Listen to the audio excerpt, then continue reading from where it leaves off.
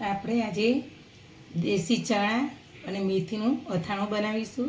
એના માટે મેં 1 વાટકી ચણા લીધા, સાથે દેશી લેવાના, કાબુલી નહીં. અને આ રીતના આખી મેથી કાચી. મેં બંનેનું માપ સરખું જ લીધું છે. 2 વાટકીઓ સરખી છે એટલે 1 વાટકી લીધું. હવે આપણે એને ધોઈ કાઢીશું ચણાને.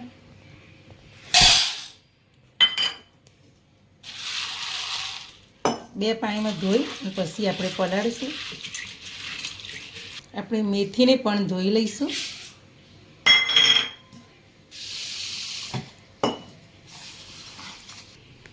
આપણે ચણા અને મેથી બંને ધોઈ કાઢ્યું 2 પાણીમાં. હવે આપણે એના અંદર પાણી રેડીશું. ચણા ડૂબે એટલું પાણી. આપણે મેથીમાં પણ પાણી આ રીતના રેડી દઈશું. જો આટલું 2 વેઢા પાણી આપણે નાખવાનું અને 8 કલાક સુધી આપણે પલાળી રાખીશું. હવે આપણે ચણા અને મેથી જે પલાળીશું 8 કલાક જેવું થઈ ગયું. હવે એના પાણીમાંથી આપણે બહાર કાઢી લઈશું. જો સરસ પલળી ગયું. હવે આ રીતના કાણાવાળા વાટકો હોય એમાં આપણે કાઢી લઈશું.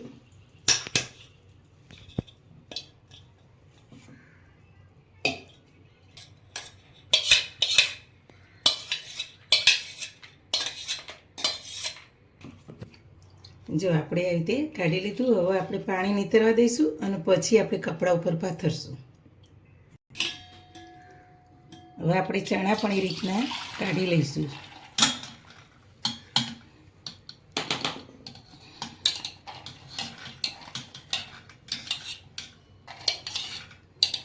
મેથીમાં પાણી નીતરતા વાર લાગે, ચણામાં તરત કોરા થઈ જાય છે.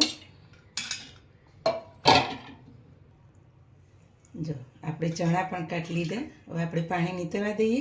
5 મિનિટ બંનેમાંથી પછી કપડામાં સૂકવીએ. જો હવે આપણે 5 મિનિટ થઈ ગઈ. પાણી બધું નીતરી ગયું. હવે આ રીતના આપણે દુપટ્ટાની અંદર બંને અલગ અલગ આ રીતના પાથરી દઈશું.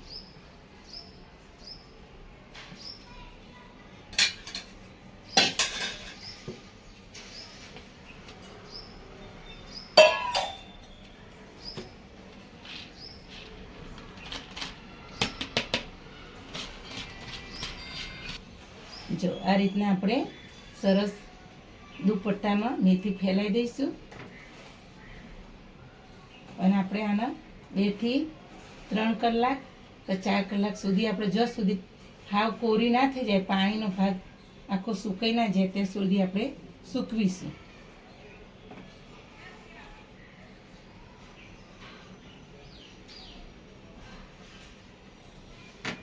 આ રીતના આપણે ચણા પણ કપડા ઉપર ફેલી દઈશું. આ રીતના બંને આ રીતના સૂકવી દીધું. 4 કલાક આપણે આ રીતના રહેવા દઈશું. આપણે ચણા મેથીના 4 કલાક થઈ ગયા સૂકવી. જો સરસ સુકાઈ ગઈ. જો પાણીનો ભાગ સરસ સેજે સ નહીં. જો ચણા સરસ કોરા થઈ ગયા છે. હવે આપણે એને મેથીના રીતે ઘઉંનો ચેણો આપણે લેવાનો અને ચારી લેવાનો કે ક્યાંક કોરી પડી હોય તો નીકળી જાય.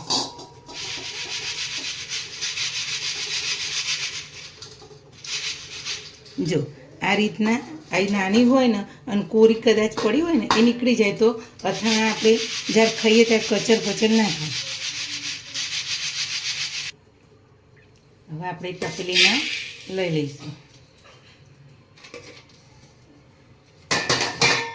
આપણે ચણામાં કંઈ નથી પણ એકવાર ચારી લઈએ.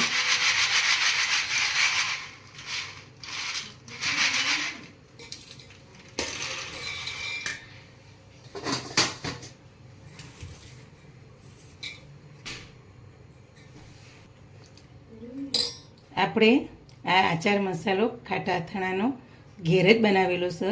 આપણે વિડીયો મૂકેલો છે આનો. એ આપણે હવે નાખી દઈશું. 1 વાટકી આચાર મસાલો નાખીશું.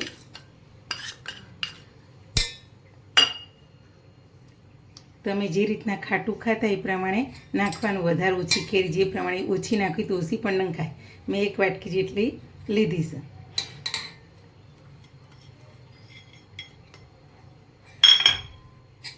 હવે બધું આપણે મિક્સ કરી દઈશું.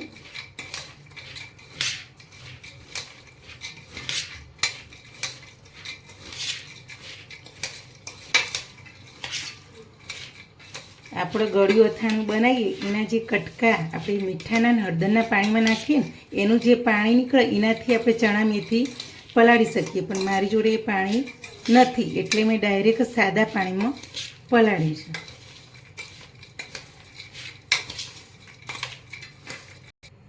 હવે જો આપણું બધું સરસ મિક્સ થઈ ગયું, મસાલો, કેરી, ચણા અને મેથી. હવે આપણે તેલ ગરમ કરવા આપણે ગરમ કરીને મૂક્યું, ઠંડુ થાય એટલે આપણે ચણા મેથીમાં રેડીશું. આપણે 10 મિનિટ સુધી તેલ ઠંડુ થાય ત્યાં સુધી આપણે એને ઢાંકીને મૂકી દઈએ, પછી રેડીશું. હવે આપણું તેલ ઠંડુ થઈ ગયું, 10 મિનિટ થઈ ગઈ. જો તેલ સરસ આપણે હાથથી પકડાય એવું સરસ ઠંડુ થઈ ગયું. હવે આપણે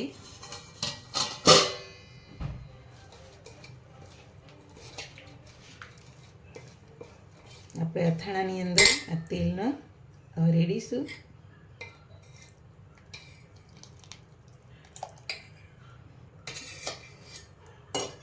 આપણે 2-2.5 વાટકી તેલ રેડવાનું, પણ આપણે એક દિવસ તપેલામાં અથાણું રાખીશું અને બધું વ્યવસ્થિત મિક્સ થઈ જાય પછી જ આપણે બરણી ભરીશું. પણ આ ચણા મેથીના અથાણામાં તેલ ડૂબોડૂબ જોઈએ, ગુંદાના અથાણામાં તેલ ડૂબોડૂબ જોઈએ, એટલે તેલ આપણે પાછળથી બરણી ભરીશું ને તારે પણ રેડીશું.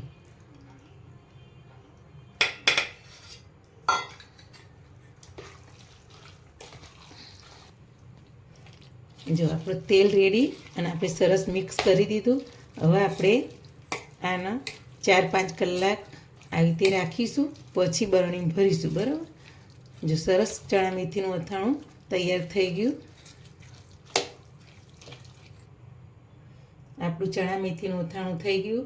મારી આવી નવી વાનગી જોવા માટે મારી ચેનલને શેર કરજો, લાઈક કરજો, સબસ્ક્રાઈબ કરજો.